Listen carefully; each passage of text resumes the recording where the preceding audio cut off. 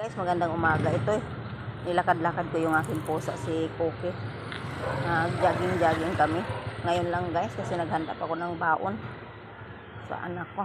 Thank you guys. Ayan guys. Ayan, gulong-gulong. Halika, tara. Ayan. Nag-jogging muna kami dito sa paligid guys. Si Coco naman, puntar kami mamaya sa Heritage. Ay, ito, halika. Halika.